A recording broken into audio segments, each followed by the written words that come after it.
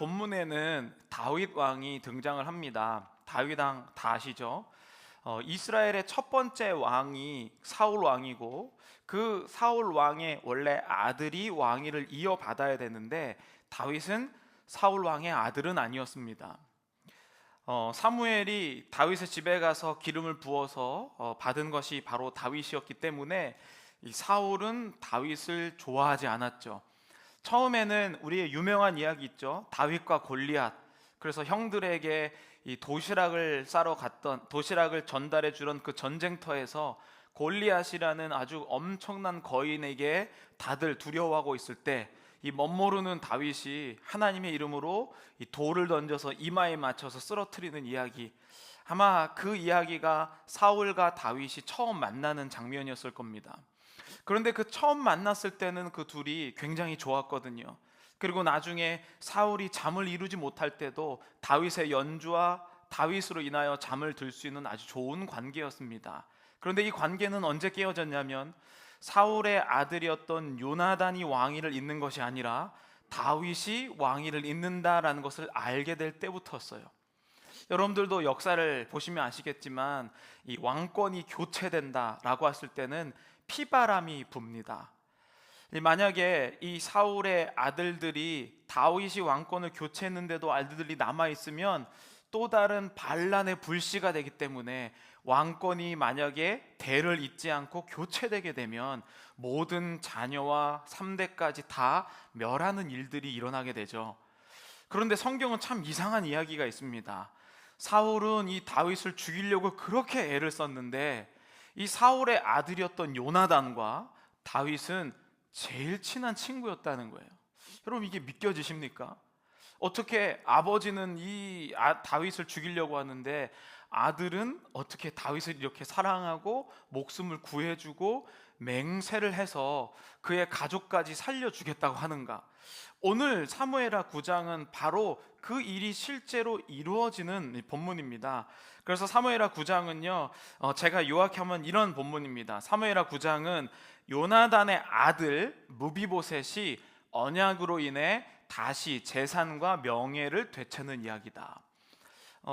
사울과 요나단은 전쟁을 갔다가 전쟁에서 죽고 맙니다.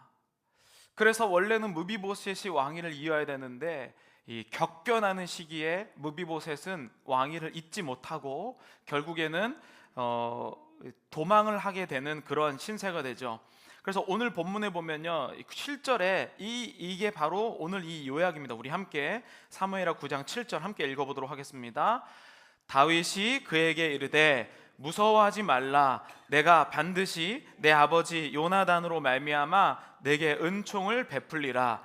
내가 네 할아버지 사울의 모든 밭을 다 내게 도로 주겠고 또 너는 항상 내 상에서 떡을 먹을지니라 하니. 아멘. 여러분, 정말 멋진 이이고 구약에서 나오는 가장 반전이 있는 이야기 중에 하나가 정말 죽을 수밖에 없었던 이 무비보셋. 왕위가 바뀌면 3대까지 다 멸해야 되는데 살아있었던 이 무비보셋에게 원래 사울의 모든 재산을 다시 주고 왕의 상에서 밥을 먹게 하는 명예까지 복권된 그런 이야기입니다. 그래서 이 이야기를 우리가 잘 조금 살펴보면요, 무비보셋이 원래 아주 어린 시절에 할아버지가 돌아가시게 됩니다. 그리고 오늘 나이를 살펴보면요, 사무엘하 9장 12절에 보면 이렇게 표현합니다. 우리 함께 읽어보겠습니다. 무비보셋에게 어린 아들 하나가 있으니 이름은 미가더라. 그래서 많은 학자들은 이 무비보셋이 요나단이 죽고 한 20년 동안 지금 살고 20대 중반의 나이가 현재 사무엘하 9장의 이 무비보셋의 나이일 것이다 라고 예상을 합니다. 다윗이 요나단과 사울이 죽고 난 다음에 바로 왕이 되지 못합니다. 7년 정도 더 이 남유다만 왕이 되고 계속 왕위로 인정을 받지 못하다가 거의 20년 동안 이 이스라엘의 왕으로서 이제 인정받아가는 시기가 오고, 그리고 오늘 이제 사무엘하 9장은 이 다윗이 왕으로서 어느 정도 안정되었을 때에 그때에 이제 요나단과 했었던 약속을 찾는 내용이에요. 그러니까 다윗도 40 중반이 됐고 그리고 무비보셋도 20대 중반이 되었을 때 이야기죠. 다윗이 왜 무비보셋을 찾았을까? 많은 분들은 미리 아시겠지만 이미 자기의 가장 친한 친구였던 요나단과 내가 너의 자손을 지켜주겠다라는 약속을 했기 때문이에요. 사무엘상 20장 42절 어떤 약속을 했는지 우리 함께 읽어보도록 하겠습니다. 42절입니다. 요나단이 다윗에게 이르되 평안히 가라. 여호와께서 영원히 나와 너 사이에 계시고 내 자손과 네 자손 사이에 계시리라 하였느니라 하니 다윗은 일어나 떠나고 요나단은 성읍으로 들어가니라. 아멘. 이 말씀은 원래 사울 왕이 다윗을 죽이려고 작정했을 때에 이 아들이었던 요나단이 사울을 멀리 피신시키면서 둘이 했었던 약속이에요. 그런데 상황을 보면 지금 요나단이 다윗을 살려주는 내용인데 요나단은 오히려 다윗에게 너는 내 자손을 구해달라라는 약속을 하게 되는 그러한 장면입니다. 이제 그거는 이제 저희가 따로 이제 말씀을 해서 해야기 때문에 오늘 본문의 포커스인 이 무비보셋이라는 인물, 요나단의 아들이었던 무비보셋이라는 인물에 관해서 우리가 이 말씀을 볼 텐데요. 간단합니다. 이 말씀은 굉장히 간단하게 요약할 수 있어요. 무비보셋이 살아나고 복받은 이유는 그 아버지 요나단이 살아생전에 다윗 왕과 약속했기 때문이에요. 언약을 맺었기 때문입니다. 그래서 무비보셋은 지금 다시 축복을 받은 거고 살아난 이야기예요. 그냥 간단하게 이야기하면 무비보셋 너는 살아만 있으면 자동적으로 축복받는 사람이다 라고 요약할 수가 있겠죠. 사실 무비보셋이 한 게 없어요. 그렇죠? 이미 다 아버지가 요나단이 다윗 왕을 살려주면서 약속하고 다 신임을 얻은 내용입니다. 그래서 이 아들이었던 무비보셋은 그냥 다윗 왕이 구해줄 때까지 버티고 살기만 하면 되는 아주 간단한 이야기죠.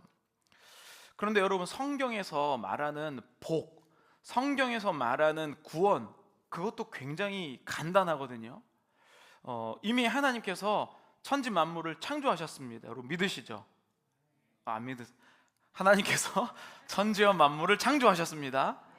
갑자기 이단 될 뻔했는데 우리 하나님께서 천지와 창조하신 걸 믿습니다. 그죠?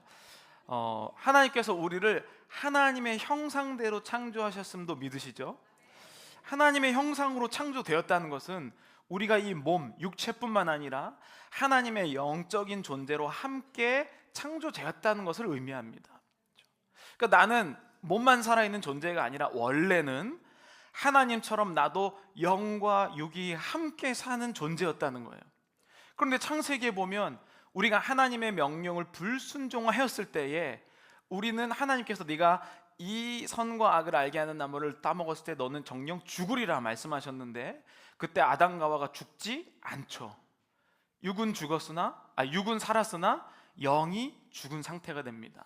그래서 우리 인간은 몸은 멀쩡히 살아있는 것 같지만 영이 죽었기 때문에 하나님을 믿지 않는 이상 하나님과 대화할 수 없으며 하나님이 누구인지 희미하게는 알지만 누구인지 명확하게 알지 못하고 하나님이 전지전능한 분이신지는 알지만 그게 나의 하나님이라는 고백을 할 수가 없어요. 그것을 기독교인은 죄인이라고 합니다. 그런데 이런 우리 같은 이 죄인들에게 하나님께서 그저 구원해 주시면 되는데 정의의 하나님, 공의의 하나님은 본인이 네가 정령 죽으리라 라고 하신 그 말씀을 어기실 수 없기 때문에 우리에게 그냥 면책권을 주지 않으시고 이 모든 죄를 뒤집어 쓸 죄 없는 한 존재를 이 땅으로 보내주시죠. 그게 바로 예수 그리스도십니다. 그러니까 우리는 육으로 살았지만 영이 죽었다는 사실을 모르면 예수님이 필요 없는 인생을 살게 되죠. 그래서 하나님은 우리 인간에게 이 모든 죄를 전가하지 않으시고 자기의 아들 예수 그리스도에게 네가 대신, 죄 짓지 않은 네가 대신 이 모든 인류의 죄를 뒤집어 써라 라고 하시고 예수님을 십자가에 달려 돌아가시게 하셨습니다. 그리고 예수님은 우리 인간으로서는 처음으로 이 죽음을 이기시고 부활하셔서 이 땅에서 40여일 동안 계시면서 천국이 무엇인지 부활이 무엇인지 전파하시다가 500명이 보는 앞에서 하늘로 올라가시면서 다시 내려오시겠다라고 약속하셨죠. 그러면서 여러분 약속하신 말씀이 요한복음 5장 24절입니다. 우리 함께 읽어보도록 하겠습니다. 내가 진실로 진실로 너에게 이르노니 나 보내신 이를 믿는 자는 영생을 얻었고 심판에 이르지 아니하나니 사망에서 생명으로 옮겼느니라. 아멘. 여러분, 이게 얼마나 간단한 이야기예요. 저는 지금 3분 만에 복음을 얘기했습니다. 그러면 이 이야기를 아는 모든 자는 예수님 믿기가 참 쉽죠. 그죠? 이 이야기 여러분 3분 만에 전하면 그 사람이 죄송합니다. 제가 죄인이었습니다. 제가 예수 그리스도를 믿겠습니다. 앞으로는 모든 것을, 세상의 유혹들을 버리고 하나님만 섬기겠습니다. 다 이렇게 주님께로 돌아오죠. 현실은 그렇지 않다는 거예요. 너무 쉽죠. 무비보셋, 야, 너 약속이 있으니까 살아있기만 해. 얼마나 쉬운 얘기입니까? 아버지가 약속 다 해놨어. 너 다윗 왕이 왕이 되면 너 구해줄 거야. 너 다 복권될 거야. 여러분, 예수 그리스도의 복음을 아는데 우리의 삶은 왜 이렇게 힘듭니까?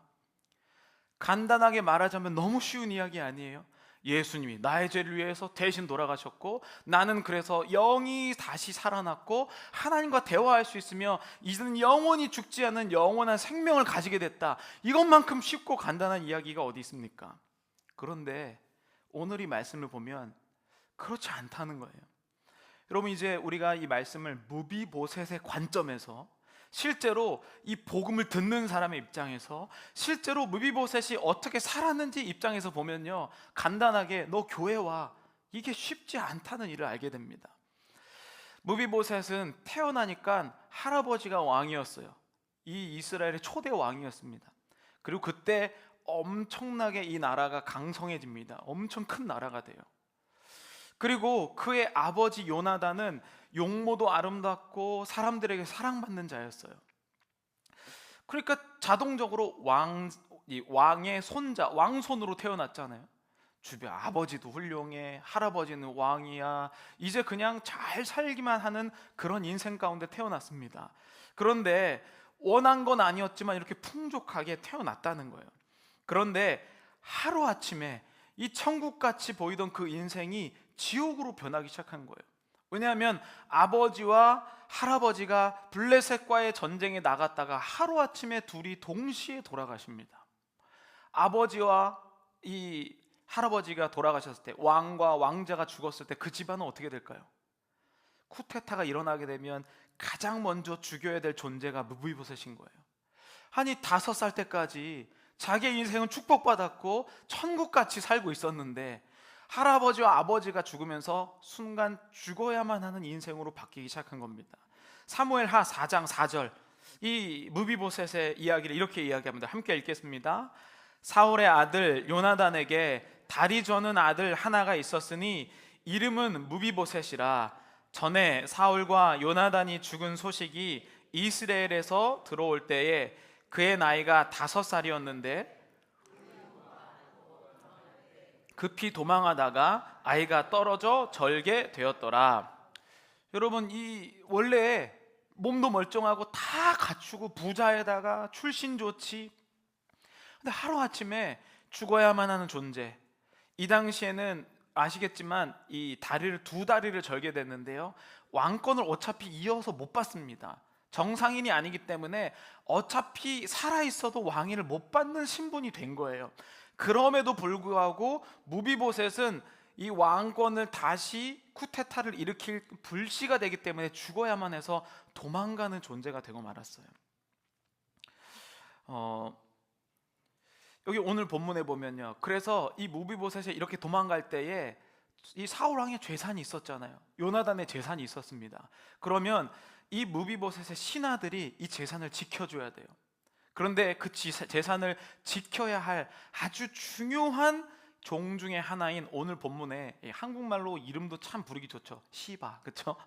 이 시바라는 말씀을 조심해야 되는데, 이 시바라는 사람이 이 요나단과 사울의 돈을 본인이 다 가져간 거예요. 사무엘하 9장 10절에 보면 이런 상태가 되어 있습니다. 함께 읽어보도록 하겠습니다. 너와 내 아들들과 네 종은 그를 위하여 땅을 갈고 거두어 내 주인의 아들에게 양식을 대주어 먹게 하라. 그러나 내 주인의 아들 무비보셋은 항상 내 상에서 떡을 먹으리라 하니라.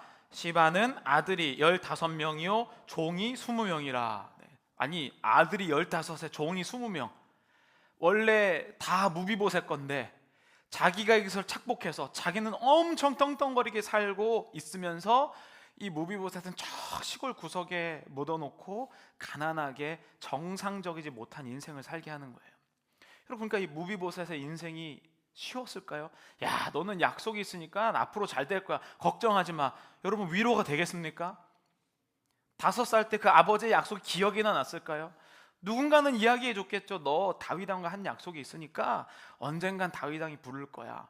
여러분, 5살 때 그 이야기를 듣고 주변에 돈 뺏어가는 사람, 자기 장애인이라고 놀리는 사람, 너 이제 도망 다녀야 돼, 정상적으로 살 수 없는 그 사람의 귓가에 약속이 있으니 너 구원받는다라는 게 설득력이 있었을까요? 저는 무비보셋의 이 삶을 보면서 야, 사람만 있어야 된다는 게 쉬운 일이냐? 라는 생각이 드는 거예요. 여러분, 다윗이 약속을 지키기까지 20년 동안 그 무비보셋은 약속이 지켜질지 자체가 의심스러운 그런 상황이었습니다. 예수 그리스도를 통해 우리를 구원해 주신다고 하는데 그 구원이 정말일까? 여러분, 사람들이 왜 교회 안 나올까요? 여러분들이 그렇게 주구장창 얘기했는데 왜 사람들은 교회에 나오지 않고, 왜 기쁘지 않고, 왜 날마다 절망의 인생을 살아갈까요? 그 약속이 얼마나 진짜이고 신실한지가 확인되지 않기 때문이에요. 여러분, 그래서 오늘 본문을 보면요, 사무엘하 9장은요 확실하게 한 단어가 주제인데요, 1절, 3절과 7절에 똑같이 이야기합니다. 여러분, 한 단어를 주의해서 보시면 됩니다. 우리 1절, 3절, 7절 함께 보겠습니다. 다윗이 이르되 사울의 집에 아직도 남은 사람이 있느냐? 내가 요나단으로 말미암아 그 사람에게 은총을 베풀리라. 3절입니다. 함께 읽겠습니다. 왕이 이르되 사울의 집에 아직도 남은 사람이 없느냐? 내가 그 사람에게 하나님의 은총을 베풀고자 하노라 하니. 7절입니다. 다윗이 그에게 이르되 무서워하지 말라. 내가 반드시 내 아버지 요나단으로 말미암아 내게 은총을 베풀리라. 내가 내 할아버지 사울의 모든 밭을 다 내게 도로 주겠고 또 너는 항상 내 상에서 떡을 먹을지니라 하니. 아멘. 공통되는 단어가 뭐였죠? 은총. 그러니까 지금 이것은 복음과 똑같은 요소를 얘기하고 있어요. 여러분, 우리 구원은 내가 노력해서, 내가 성경 말씀을 많이 외워서, 기도해서, 내가 뭐 어떤 집안에 태어났기 때문에 전도를 많이 해서 구원받는 거 아닙니다. 오로지 하나님께서 우리를 긍휼히 여겨셔서 은총으로 구원받는다는 것이죠. 여러분, 하나님의 은총, 이 다윗을 통하여서 지금 나타나고 있는데요, 이 은총을 수많은 사람들이 굉장히 유식한 용어로 히브리어 원어로 이렇게 표현하죠. 헤세드. 이게 무슨 뜻인지 자막으로 준비했는데 함께 읽어보고. 은총은 변함없는 사랑, 언약의 신실함, 자비, 은혜, 이런 뜻이에요. 변하지 않는다. 하나님의 사랑이 변하지 않는다. 여러분, 사람들은 왜 복음을 맞이하지 않을까요? 우리는 속는 인생을 살았기 때문이에요. 그렇게 진하게 이 사람이 거짓말 안 할 줄 아는데 변하고, 이 담보만 쓰면, 보증만 쓰면 되는 줄 아는데 그것조차도 무너지고, 그래서 우리는 하나님이 거저 주신다는, 나를 사랑하신다는 그것이 의심돼서 믿지 못합니다. 그래서 우리는 은혜, 내가 잘나서 구원받은 게 아니라 하나님은 나의 조건 없이 그냥 사랑하시는구나, 이것이 깨달아질 때 그 사람이 복음이 실제적으로 자기에게 다가오게 돼요. 그러니까 변함없고 언약이 얼마나 신실하신지, unchanging love라고 표현하죠. 얼마나 하나님의 크심으로 인해서 우리가 영향받는지 이야기를 합니다. 헤세드는요 이렇게 또 해요. 우리 함께 이 문장 읽어보도록 하겠습니다. 하나님의 약속은 변함없으시며 반드시 지키신다라는 뜻이 가지고 있어요. 하나님의 약속은 변함이 없고요, 그리고 반드시 지키신다라고 표현해요. 여러분, 이 말씀이 성경 전체에 흐르는 핵심이, 이게 복음이에요. 하나님은 우리를 내가 변하는 것이지 하나님이 변하지 않는데, 우리는 조금 위기만 있을 때마다 하나님이 변한다라고 생각하는 거죠. 여러분, 제가 말씀 세 군데를 읽어드릴 텐데요, 그게 바로 이 똑같은 은총, 헤세드로 표현하고 있습니다. 신명기 7장 9절 우리 함께 읽어보도록 하겠습니다. 그런즉 너는 알라, 오직 내 하나님 여호와는 하나님이시요 신실하신 하나님이시라. 그를 사랑하고 그의 계명을 지키는 자에게 천대까지 그의 언약을 이행하시며 인자를 베푸시거니와. 아멘. 여기 인자에 바로 이제 헤세드라는 이 표현인데요, 그러니까 하나님이 이 헤세드를 늘 베푸시는 것을 표현을 하고 있어요. 이사야 54장 10절 우리 함께 보겠습니다. 여기도 인자하다라는 게 바로 헤세드를 표현을 함께 읽겠습니다. 산들이 떠나며 언덕들이 움직일지라도 나의 헤세드는 내게서 떠나지 아니하며 내 평화의 언약은 흔들리지 아니하리라. 너를 긍휼히 여기는 여호와의 말씀이니라. 아멘. Unchanging love, 변하지 않는다, 영원하다, 반드시 지키신다 라는 것을 강조하죠. 우리 마지막 시편 136편 23절부터 26절인데요, 여러분 인자를 헤세드라고 넣어서 인자는 헤세드로 읽으시면 됩니다. 우리 함께 읽겠습니다. 우리를 비천한 가운데에서 기억해 주신 이에게 감사하라. 그의 헤세드는 영원함이로다. 우리의 대적에게서 우리를 건지신 이에게 감사하라. 그의 헤세드는 영원함이로다. 모든 육체에게 양식을 주신 이에게 감사하라. 그의 헤세드는 영원함이로다. 하늘의 하나님께 감사하라. 그의 헤세드는 영원함이로다. 아멘. 여러분, 하나님은 절대 변하시지 않으신다. 무비보셋은 흔들렸어요. 복음을 듣는 우리도 흔들립니다. 하나님이 정말 나를 사랑하실까? 나 같은 존재가 왜 사랑받는 존재가 되어야 할까? 사람은 나를 조건으로 따지잖아요. 내가 무엇을 가지고 있는지, 내가 얼마나 노력을 하는지, 내가 얼마나 성실한 태도를 보이는지를 가지고 평가받는 인생을 살아왔습니다. 그러나 하나님은 그렇지 않으시다는 거예요. 영원히 잊혀지지 않는 헤세드가 여러분들을 통해서 이어집니다. 여러분, 전도가, 저는 한 주 동안 이 태신자 작정, 이 본문을 3주 전에 정하고 계속해서 이 본문에 대해서 생각을 했어요. 그러면서 전도가 뭘까, 태신자 작정이 뭘까를 생각해 봅니다. 근데 제가 보니까요, 태신자 작정은 하나님이 나를 통로로 사용하신다는 생각이 들었어요. 하나님의 사랑은 영원히 변하지 않아요. 그런데 이 태신자는요, 전도 작정자는요, 그게 변한다고 생각하고 교회를 안 다니는 존재가 아닙니다. 하나님을 모르는 사람이 아니에요. 어디서든지 다 하나님이라는 이름을 들어봤어요. 성탄절 스토리를 하면 예수가 말구 위에서 태어났고 동방박사가 있고 세 명이 찾아왔고 황금 유향 모략 이런 거 다 합니다. 그럼에도 불구하고 헤세드의 사랑을 모르기 때문에. 여러분, 태신자 작정 전도를 하면서 저는 하나님이 그 영원히 잊혀지지 않는 헤세드를 나를 통해 이 사람에게 전달하기를 기대하고 계시는구나. 여러분, 하나님이 얼마나 지금 나의 태신자를 사랑하시냐면 남을 통해서 그 사람을 사랑하는지를 알려주고 계시는 거죠. 여러분, 이것만큼 우리에게 귀한 게 어디 있어요? 나를 사랑하시는데 나도 나의 가치를 몰라요. 여러분, 요즘의 삶이 왜 이렇게 힘듭니까? 비교하느라고 힘들잖아요. 나이가 먹으면 뭐가 있어야 되고 뭐가 있어야 되고. 그래서 사람들은요, 자기의 가치가 어떤지를 모릅니다. 그런데 하나님이 지금 전도라는 이 귀한 행위는요, 지금 남을 통해서 내가 얼마나 귀한 사람인지 헤세드에서 말을 하고 있다는 거예요. 여러분, 이것보다 놀라운 하나님의 축복이 어디 있습니까? 나도 나 자신의 가치를 모르는데 하나님이 남을 통해 나의 가치에 대해서 말씀해 주고 계신데요. 여러분, 이러니 우리가 전도가 사람 여기 데려오는 거겠습니까? 정말 하나님이 교회가 인원 많아지는 것을 전도라고 생각하고 있다면 우리는 하나님의 사랑을 하나도 모르는 것이죠. 전도는요, 하나님에게 너 아직도 사랑받을 만한 존재야 라는 것을 알려주는 내 자신이 통로가 되는 세상에서 가장 귀한 일입니다. 저는 오늘 태신자는요, 엄마가 아이를 잉태하듯이 잉태하는 거예요. 왜냐하면 하나님이 나를 사랑하신 그 사랑이 너무 감사해서.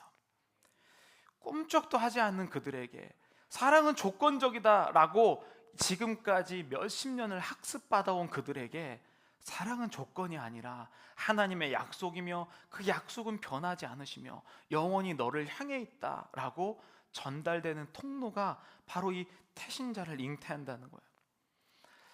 여러분, 한번 지금부터 매주 그 사람에게 조건을 받으려고 하는 사랑 말고요, 너 이번 이제 부활절에 꼭 나와, 내 체면을 봐서라도 나와야 된다, 이런 사랑 말고요, 응답 받을 수 없는 사랑을 주는 것이 어떨까요? 매주 그냥 받지 않아도 되는 선물을 하는 거예요.